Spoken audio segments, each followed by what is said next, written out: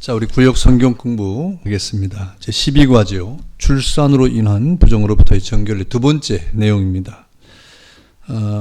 아이를 낳는 산모가 정결하게 되는 그런 내용인데요. 이 출산을 한 산모가 부정한 이유를 우리가 지난 시간에 공부를 했습니다. 그것은 아이를 낳은 그 자체가 뭐 잘못됐다, 부정하다, 더럽다 이런 말이 아니라 아이를 낳는 그 자체는 사실상 본래부터 부정한 상태는 아니죠. 하나님의 축복에 생육하고 번성하라 충만하라고 하는 그런 결과로 아이를 낳는 것이 얼마나 축복스러운 일이고 또 하나님 앞에 그것이 은혜인 것을 우리가 알 수가 있습니다. 그런데 왜 이것이 부정한 것이 되었느냐? 이 말은 이 죄의 결과 그 아이를 낳는데 더해진 것이 고통이었다고 말하지 않습니까? 그래서 아담과 하가 범죄 이후에 아담은 땀을 흘리는 수고를 통해서 땅에서 수고하지 아니하면 생산을 할 수가 없는 그런 결과를 가져왔고 또 여인에게는 출산에 따른 고통이 따라오게 된 것이다 그랬습니다. 그래서 본래는 이 산모가 아이를 낳게 되는 것이 부정한 상태가 아니었는데 이 죄로 인해서 고통에 첨가가 되었다는 것이죠. 그래서 이런 고통을 통해서 하나님께서는 사람이 죄인임을 알게 하시는 것입니다. 그래서 우리가 자식을 낳는 것이 얼마나 가장 큰 기쁜 일임에도 불구하고 그것이 고통이라고 하는 것을 통해서 우리 인간은 죄인이라고 하는 그런 비참과 고통이 동반하게 되었다는 사실을 알도록 하는 데 있다 하는 것입니다. 그래서 이 산모가 정결케 되는 기간도 우리가 지난 시간에 이렇게 공부를 했고요. 그래서 남자아이를 낳을 때와 여자아이를 낳을 때의 어떤 정결에 대한 시간들을 얘기했고 그것은 무슨 남녀의 차별이 아니라 또 여러 가지 우리가 해석할 내용이 있다고 말씀을 드렸죠. 그러면 오늘은 이 산모가 정결케 되는 의식이 무엇이냐, 어떻게 하면 정결한 의식으로 우리가 이렇게 예를 치를 수 있느냐 하는 것입니다. 그래서 이 산모에게도 이 정결하게 되는 기회가 있었는데 바로 번제와 속죄 제사를 드리면 깨끗해지고 다시 정결해질 수 있다 하는 것이죠. 다시 말하면 예배할 수 있는, 하나님 앞에 나아갈 수 있는 정결한 상태로 바뀌어진다는 것입니다. 그것이 바로 속죄 제사예요. 이 속죄 제사에 있어서 바로 이 남녀의 차별이 없습니다. 남자든지 여자든지 똑같은 그런 제물을 통해서 이렇게 하나님 앞에 정결을 제사를 드리면, 속죄 제사를 드리면 정결하게 될 수가 있는 것입니다. 이때 이 짐승이 피를 흘리게 되는데 그 흘린 피를 통하여 그 여인의 부정을 정결하게 하는 것으로 이렇게 여겨졌습니다. 그래서 가난한 자는 그 가난한 자대로 또 부자는 부자대로 이렇게 그 경제력에 맞추어서 제사를 드리도록 한 것이죠. 그래서 성경을 보면 뭐 일방적인 게 없어요. 일방적인 것이 없고 또 그 삶의 형편대로, 경제의 어떤 형편대로 하나님 앞에 제사를 하도록 그렇게 했습니다. 요즘도 마찬가지요. 유대인들 가운데 약 한 10%가 채 안 되는 사람들이 여전히 이 고대 유대의 어떤 전통과 법도를 따라서 이렇게 살아가는 사람들이 있는데 그 사람들 역시 지금도 마찬가지입니다. 경제력에 따라서 하나님 앞에 드리는 제물이 달랐는데 가난한 사람은 자기 힘에 맞게 산비둘기 2마리 이렇게 드렸고 그 다음에 이 집부들기 새끼 2이라도 좋았다 그랬습니다. 여러분 이렇게 이 정결하게 되는 이러한 이 정결 제사에서 제물을 드림으로 이 산모가 정결하게 되는 예식을 하게 되는 것입니다.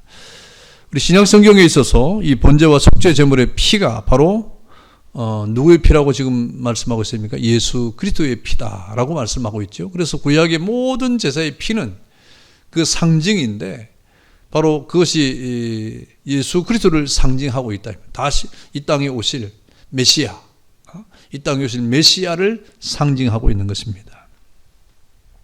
그러므로 결과적으로 이 속죄 제사를 드린다고 하는 말은 신약의 어떤 성경에 비추어 볼 때 예수 그리스도의 보혈의 피가 이 모든 정결의 의식에 아주 중요한 그런 요소가 된다는 것이죠. 그래서 이 더럽혀진 우리를 정결하게 하고 깨끗하게 하는 것은 바로 예수님의 보혈의 피라 이 말입니다. 그래서 예수님의 피로 말미암아 정결케 됨으로 우리가 하나님 앞에 나아갈 수가 있게 되는 것이죠. 이 성전에서 궁극적으로 의미하는 것이 뭐냐? 여러분, 우리가 하나님 앞에 나갈 수 있다는 것이 뭐예요? 우리가 하나님 앞에 나간다? 지금은 우리가 하나님 앞에 나간다고 할 때 예배 드리러 나가는 것이죠. 기도하러 나가는 것이죠. 하나님의 은혜의 보좌 앞으로 나가는 것입니다. 이것이 우리가 정결한 하나님의 은혜 안에서 예수 그리스도의 피로 말미암아 정결하게 되고 하나님 앞에 나아가는 것을 의미하는데, 그러면 우리가 하나님 앞에 예배하러 나가고 기도하러 나가고 하나님 앞에 은혜의 보좌 앞으로 담대하게 나간다고 하는 것은 결국 무엇을 의미하는 것입니까? 바로 하나님의 나라를 의미하는 것이 영원한 천국이죠. 영원한 천국을 의미하는 거예요. 그러니 예수 그리스도의 피로 말미암아 우리가 깨끗함을 입은 정결함을 입은 하나님의 백성들은 어디에 갈 수 있다 이 말입니까? 하나님의 나라, 예수님께서 예비하신 새하늘과 새 땅, 우리를 위해서 예비한 그 처소에 우리가 갈 수 있다 하는 의미인 것입니다. 그러므로 우리가 정결의식이 왜 중요한가 하는 것은 정결하지 아니하면 하나님 앞에 갈 수 없다는 거예요. 깨끗하지 아니하면 하나님 앞에 갈 수 없다는 거예요. 그 말은 무슨 말입니까? 천국에 갈 수 없다는 것이죠. 영원한 새하늘과 새 땅에 들어갈 수 있는 길을 우리 가운데 열어놓으신 것인데, 그것이 뭐냐? 바로 정결하게 하는 것이다. 그 정결의식이 바로 예수 그리스도의 피가 되는 것입니다. 그러므로 우리가 들어갈 새하늘과 새 땅은 약한 것이나 더러운 것이나 부족한 것이나 죄된 것은 갈 수 없는 것이죠.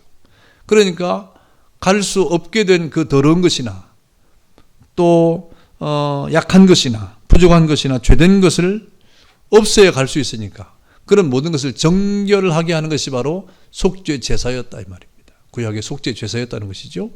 그리고 이 속죄 제사는 바로 신약의 예수 그리스도의 십자가의 보혈의 피로 성취가 되어서 마침내 예수 그리스도의 피가 우리를 그런 모든 죄로부터 정결하게 하고, 그리고 마침내 하나님 앞에 나갈 수가 있게 된 것입니다. 여러분, 그렇게 우리가 하나님 나라에 가면 어떤 일이 벌어집니까? 여러분, 이 세상에 있었던 모든 것이 다 새로워지는 거예요. 거기는 성경에 보니까 시집가고 장가하는 것도 없다 그랬어요. 시집가고 장가가는 것이 없으니까 뭐 부모님들은 아이들 시집가고 장가가는 것을 위해서 애를 쓰거나 또 장가를 못 가서 뭐 마음 졸이거나 시집을 못 가서 애태우거나 이런 것도 없고, 또 장가를 가는데 장가를 보낼 돈이 없어서 애태우는 그런 것도 없고, 또 복잡한 이런 관계들이 있잖아요. 그런 게 없는 거예요. 시집가고 장가가는 것이 없다 이 말입니다.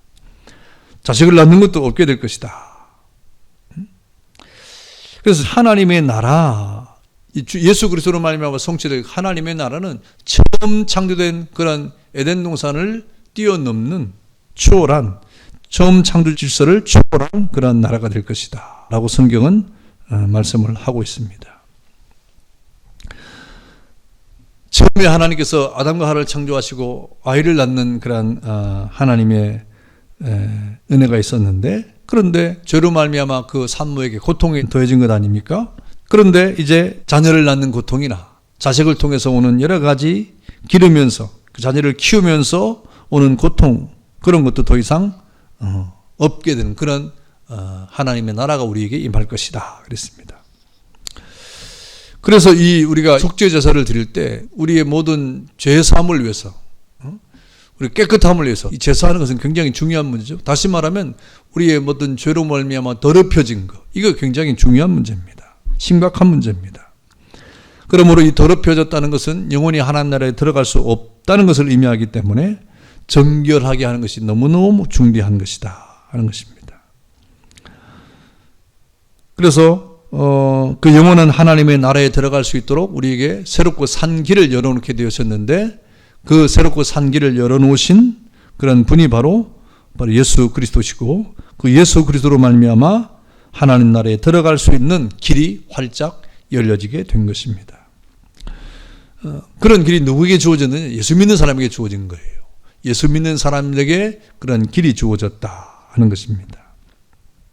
그런 영광스럽게 될 날들이 우리 앞에 있게 될 것이고, 이 땅의 질서, 땅에서 벌어지는 그런 일들을 초월하는 그런 신령한 하나님의 나라의 그런 새로운 질서가 우리 앞에 있게 될 것이다.